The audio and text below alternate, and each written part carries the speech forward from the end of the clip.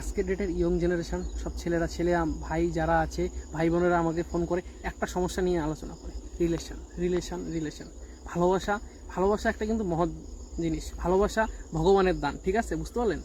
ভালোবাসাকে কোনোতেই নষ্ট করবেন না। সেক্ষেত্রে আমি একটা কথা বলতেছি যে ভালোবাসা নিয়ে সবাই আজকে চিন্তিত। আমার সম্পর্কটা, দাদা আমার বহুদিনের সম্পর্ক ছিল, আজকের ডেটে সম্পর্ক নষ্ট হয়ে গেছে। সেক্ষেত্রে আমরা কি করতে পারি? দেখুন, আমাদের দুজনের মধ্যে ভালো সম্পর্ক ছিল, একসময় ভালো সম্পর্ক।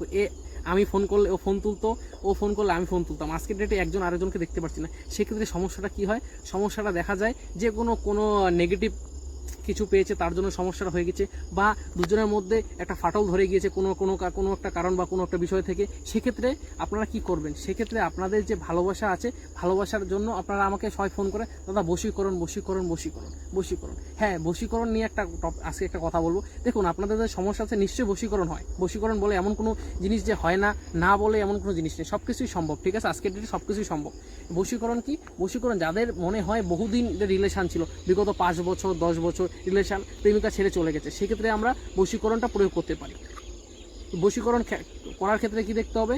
যে আপনার তার সাথে কি একদম ভালো ঘনিষ্ঠ সম্পর্ক ছিল বা ভালো সম্পর্ক ছিল, কোনোদিন উল্টো পাল্টা, যে আপনি তাকে দেখলেন, আজকে দেখলেন রাস্তা দিয়ে যাচ্ছে, তাকে দেখলেন, তাকে আপনি বশীকরণ, সেটা কিন্তু বশীকরণ সম্ভব হয় না। আপনার সাথে যদি বহুদিনের সম্পর্ক থাকে, সেক্ষেত্রে আপনার বশীকরণ সম্ভব।